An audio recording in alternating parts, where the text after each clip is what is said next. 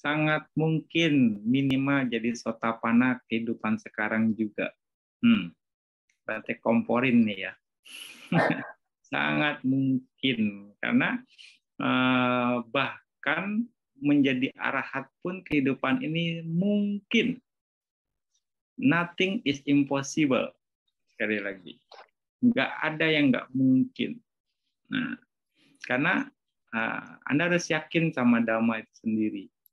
Buddha mengatakan dalam Mahaparinibbana Sutta ya bahwa selama biku menjalankan Dhamma dan Vinaya dengan baik, maka dunia tidak akan kekurangan arahat. Nah, konteksnya saat itu Buddha bicara dengan biku. Ya. Nah, di sini artinya ketika ada seseorang yang berlatih dengan baik, yang menjalankan sila dan praktek meditasi kalau umat awam, terbuka peluangnya untuk menjadi arahat. Gitu. Nah, dibilang karena dunia tidak akan kekurangan arahat. Ya. Terus dan bagaimana untuk mencapai arahat? Memang perlu petunjuk dan sekarang petunjuk itu masih ada. Karena damanya masih ada dan masih bisa dijelaskan dengan baik jalannya. Itulah jalan pemurnian, Visuddhimagga. Dan itu masih dijelaskan dengan baik. Sangat bisa gitu. Ya, contohnya dari Dhamma itu sendiri. Ya, nah, misalnya latihan Anapanasati. Berarti jadi flashback ya. Ya, pernah cerita juga ini. Dulu mungkin dari sebelum ada pertemuan atau ikut retret meditasi atau ada sesi tanya jawab seperti ini gitu. Rasanya kalau dengar jana itu kayaknya di awang-awang sekali. Nggak mungkin kayaknya nih nyampe jana gitu kan. Ya nggak, rasanya jauh sekali nih. Jana aja jauh, apalagi sotapana, apalagi arahat. Waduh nggak deh, kayaknya 2-3 kehidupan lagi deh. Kayaknya ya, waduh di Suta sih enak aja dengar ceramah langsung sotapana, langsung arahati, yaitu zaman Buddha. Saya udah sekali satu suta, saya udah ribuan kali baca suta, nggak nyampe ini kan. Nah kita berkecil hati.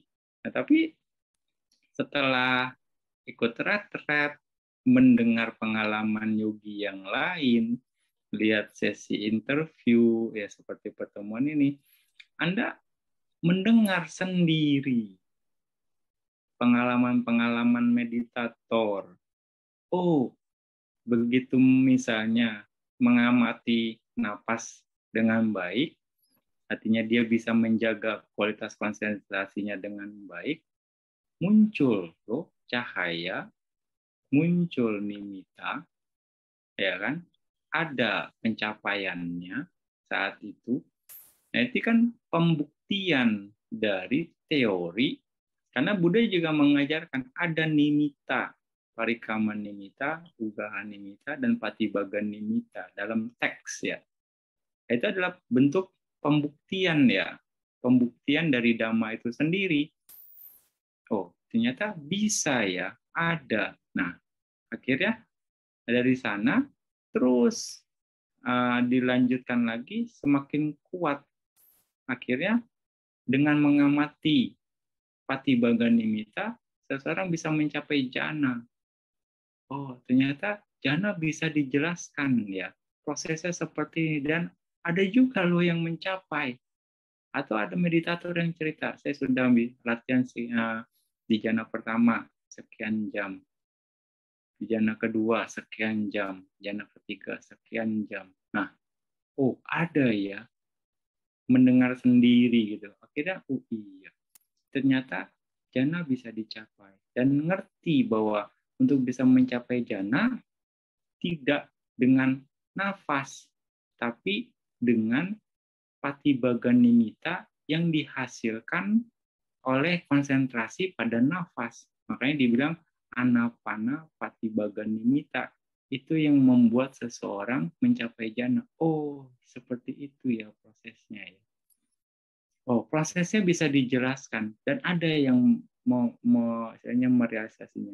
Itu pembuktian. Ya, dan objek-objek meditasi yang lain juga dengan cara yang sama, dengan proses-proses istilahnya yang berbeda gitu ya. Tapi tahapannya akan sama. Itu dalam samatha. Ya, lalu ini berusaha dengan jana. Artinya anapanasati sampai dengan jana keempat. Lalu ada juga kasina sampai dengan jana ke-8. Ya, itu juga bisa dijelaskan sekarang gitu. Masih ada penjelasannya bagaimana. Misalnya latihan dari 10 kasina, ambil kasina putih sampai dengan jana keempat. Ya, misalnya berarti rupa jana. Lalu bagaimana ke arupa jana? Ya, misalnya menjelaskan rupa jana sampai masuk jana ke-5, jana ke-6, jana ke-7, jana ke-8. Akasan nanca yatana. Ya, itu ambil sebagai kasina putih sebagai dasarnya gitu untuk masuk ke jana ke-5 dengan mengamati ruang tanpa batas. Ya kan? Lalu berikutnya itu kan akasana cayatana. Lalu berikutnya jana ke-6. Ya kan? Lalu berikutnya jana ke-7, jana ke-8. Nah, ternyata bisa dijelaskan, misalnya pikiran tanpa batas yang jana ke-7. Ya, boundless consciousness. Ya kan? Itu bisa dijelaskan juga. Yang ke-8 juga bisa, oh ternyata Atta Samapati atau 8 pencapaian bisa juga ya. Ada ya. Nah, dari masing-masing kasina bisa, dan misalnya diajari Buddha mengajarkan 10 kasina dan bisa ada pencapaian-pencapaian itu. Ada proses-proses itu dan ada teori-teori itu. Jadi dari teori ada prosesnya dan ada pencapaiannya gitu. Dan mungkin ya Anda akan mendengarnya. Ya, kalau Anda misalnya dalam lingkup para meditator ya. Ya, Anda akan mendengar proses itu dari pengalaman meditator yang lain misalnya. Atau suatu saat nanti mungkin juga Anda membuktikannya. Salah satu dari orang yang membuktikan proses-proses tersebut, tahapan-tahapan tersebut. Oh, bisa ya. Oh, berarti 8 atas samapati yang di sutta dijelaskan bisa ya. Nanti Anda akan bisa membedakan jana keempat dengan jana kelima, keenam, ketujuh, ke-8, bagaimana bedanya. Akhirnya Anda merasakan tuh. Jana 1, 2, 3, 4 seperti rupa jana begini. Oh, arupa jana seperti ini. Beda power. Lalu 10 kasina bisa dilalui. Lalu mencapai atas samapati. Lalu begitu berikutnya sudah beres.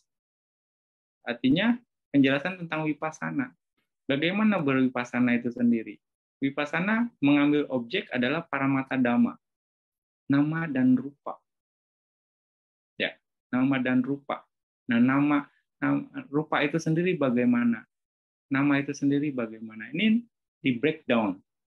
Ada subjek meditasi rupa kamatana. Nah, rupa kamatana ini meditator harus bisa melihat, merealisasi sendiri, ya, mengalami sendiri, mengetahui sendiri, mengerti sendiri 28 jenis rupa. Nah, 28 jenis rupa dengan berbagai cara. Prosesnya ada. Gitu kan. Misalnya kamaja rupa bagaimana? Kamaja rupa itu rupa yang dihasilkan oleh kama. Cita jarupa, rupa yang dihasilkan oleh cita. Utu jarupa, rupa yang dihasilkan oleh temperatur. Ahara jarupa, rupa yang dihasilkan oleh makanan, sari nutrisi. Itu bagaimana prosesnya dan bagaimana jenis-jenisnya, bagaimana komposisinya. Anda harus mengetahui itu semua. Bagaimana mereka saling berproduksi satu dengan yang lainnya. Bagaimana mereka saling mensupport satu dengan yang lainnya.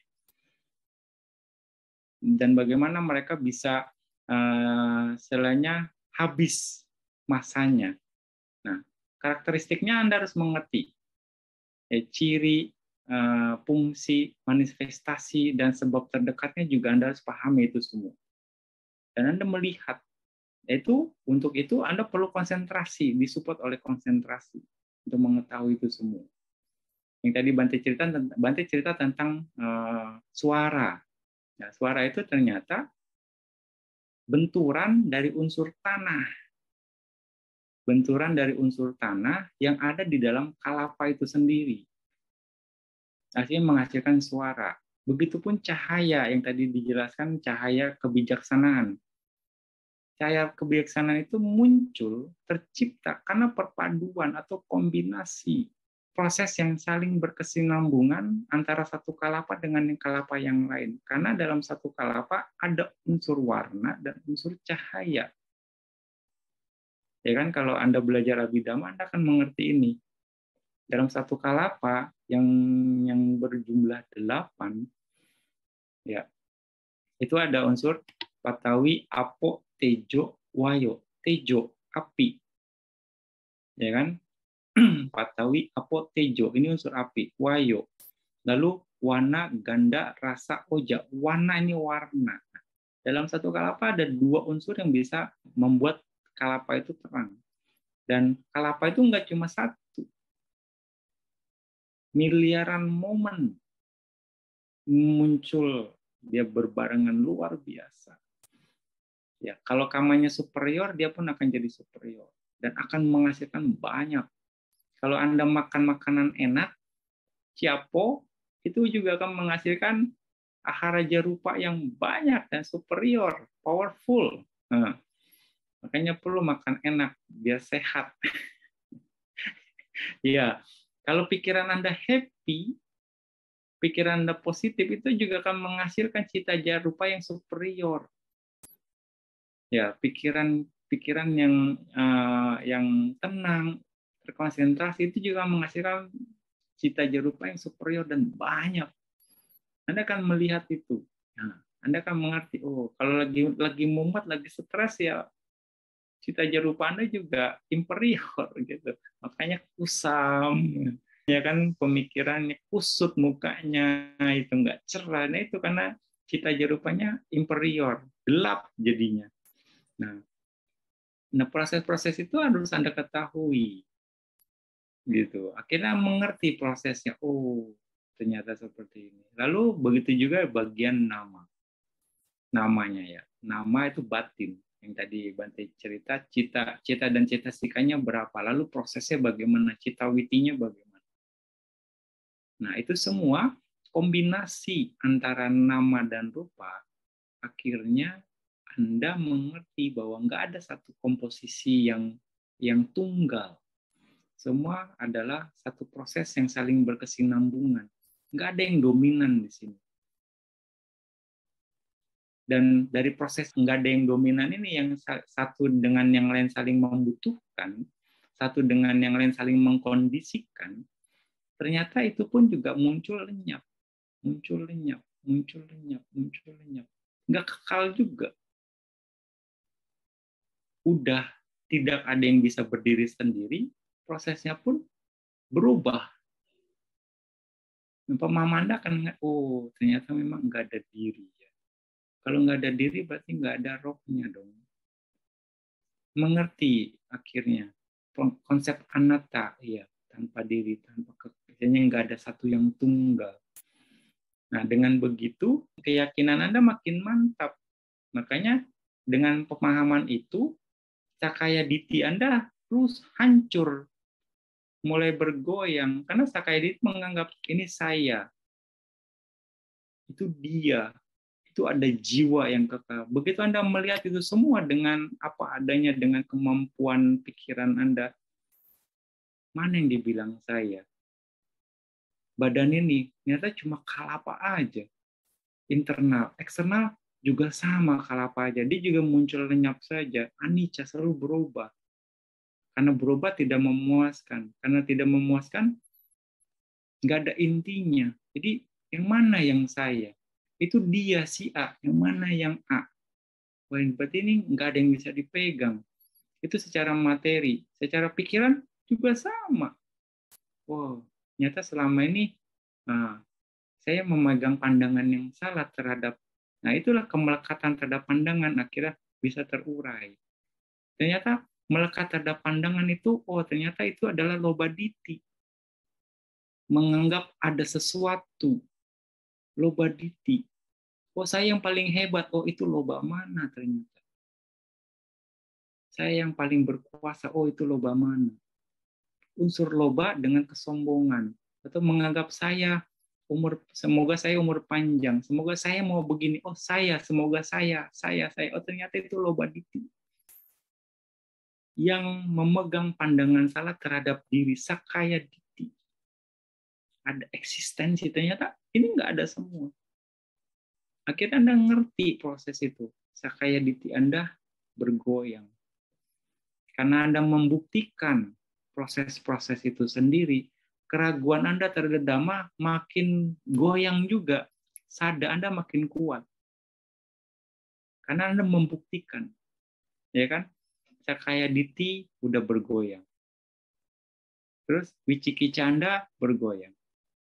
Akhirnya Anda ngerti bahwa untuk Anda untuk bisa mencapai ini cuma praktek Dhamma, enggak praktek yang lain. Akhirnya Anda meninggalkan sila bata paramasa.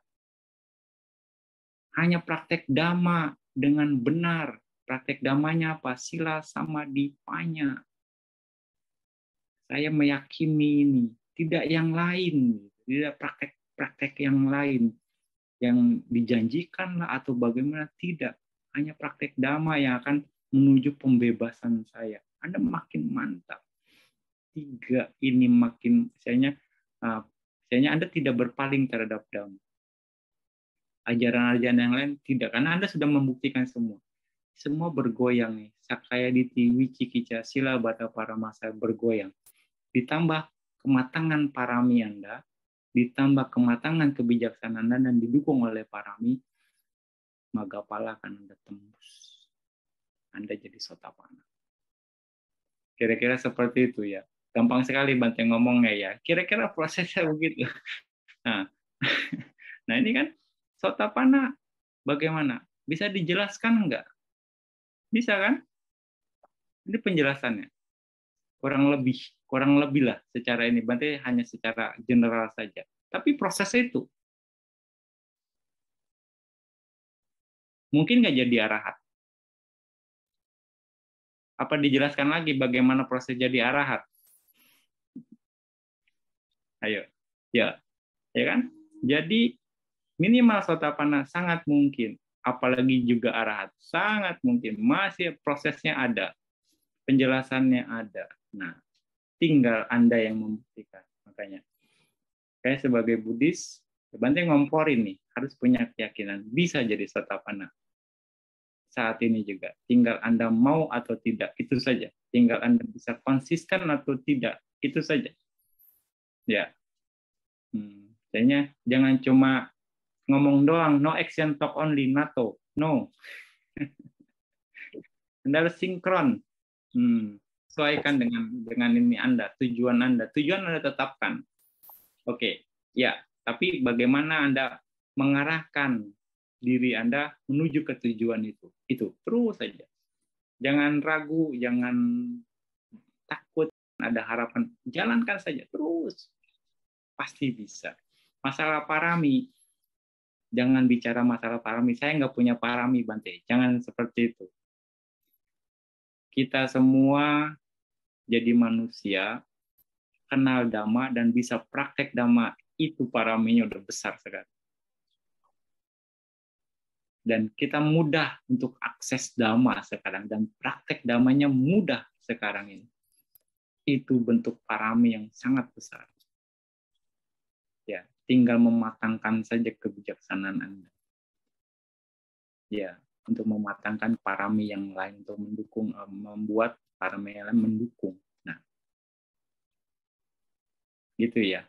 Semoga Anda semua jadi semangat ya. Terus saya bisa jadi Sotapanna. Tapi jangan ngoyo. Ya, realistis. Bisa. Ya, kira-kira seperti itu. Oke?